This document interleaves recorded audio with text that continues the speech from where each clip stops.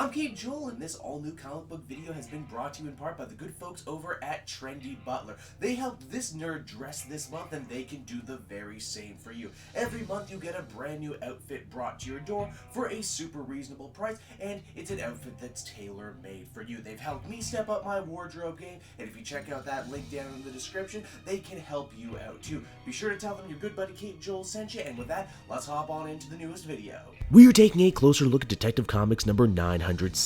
The evil Tim Drake of the future has come to the present to save the Bat family, even if that means killing everyone who gets in his way. Let's hop on in together and find out what happens next, shall we? So, the comic opens up on a rather interesting note. We check on in with the General. You'll remember him. He was the guy running the tech end of the colony's war machine. He was just a little creepily obsessed with Tim Drake when he was alive, and because of that, he stole his Robin suit, and he's been experimenting on it this whole time. This is actually kind of unexpected because when Tim Drake Red Robin returned from Mr. Oz's prison, he had his costume on, meaning that for some reason there's now two costumes. Evil Batman of Tomorrow Tim uses the technology in the suit to hack the killer drones owned by the colony and turn them to his own will to go assassinate Batwoman. Meanwhile, the rest of the Bat family is still in the cave duking it out with Evil Tim, who uses his knowledge of the future like a gamer with all the cheat codes turned on. He cleverly attacks an injury that Red Hood won't know he'll have for another year, and even goes after Batman's heartstrings by sharing with him what he says to him on his deathbed. FYI, on his deathbed, Bruce opines that perhaps all the kids who got tangled up in his web ended up even way more messed up than they were when he found them. Now, good Tim Drake takes it upon himself to hunt down his older self, feeling a sense of responsibility here. In two really nice pieces of continuity, older Tim tries to get to the Belfry by taking the secret bullet train that young Tim had built to connect all the different hideouts. He also starts phasing in and out all Marty McFly style. It seems that Hyper Time, yes that's right, Hyper Time is trying to correct itself right now, as this Tim Drake is not supposed to be here right now. The Hunter drones attack the Belfry and do a massive number on it, but good Tim Drake has an ace up his sleeve, and that is actually Luke Fox Batwing. You see, while Brother Eye is infecting and corrupting everything attached to the Bat computer in the cave, Luke's stuff is on independent server, so he's fine for the time being. Evil Tim gets a chance to lay into Batwoman, saying that she's the cause of the fall of the Batman, and that Evil Tim blames himself more than anything because he's the one who brought her into the organization in the first place. In the end, the final battle isn't even really fought with fists either. Young Tim says that he doesn't believe that the future is set in stone and that there's still a chance to change everything. With his drones beaten, evil future Tim slowly gives up the fight, but before he completely fades into Hyper Time, he says that the future is written in stone, and that today's victory will only prolong the fall. Whatever the future holds though, Tim Drake is back now and he's ready to face it full on, but he doesn't have to do it alone. Unlike his evil future self, he still has a team behind him who loves him very much and is happy to have him back in their lives. So that's Detective Comics, everybody, and overall I felt it was a pretty satisfying conclusion. Once again, it's a real love letter focus piece to Tim Drake. More than anything, I think this story goes out of its way to underline Tim's compassion. He cares about everybody, Batman especially. He doesn't want him to be alone and become a weirdo. And after years of trying to make sure Batman kept his stuff together, it's in this weird dark future Tim loses his mind after losing everybody else. The Batman of the future also ends up being a really compelling and almost sympathetic villain. This really won't be the last time we're going to see him, as he's also going to be the villain for the Super Sons Teen Titans crossover, and I can't wait for that. In fact, we get a little red herring teaser for that, as the Batman of Tomorrow says that Damian will ultimately do something terrible to the Kent boy. Speaking of red herrings, this issue brings up some very interesting stuff about double suits and Hyper Time. You gotta wonder, did the real Tim Drake die and this is some sort of double from somewhere else in time? All I know for sure is that in a sea of great Batman books, both Elseworld and Main Universe, Detective Comics continues to be one of my absolute favorites. I would give this issue an 8.5 out of 10. So that's Detective Comics, everybody. I hope you enjoyed it, and as always, why not check out some of the other videos I have available from the channel. Then you can follow me on Twitter at Cape Joel, so you're always up to date on what I'm doing next. And hey, if you're feeling in a supportive mood and like what I do, why not check me out on Patreon? Patrons get exclusive access to videos and content before anyone else, and you can do so for as little as $1 a month. It would be much appreciated, and until next time, this has been Cape Joel.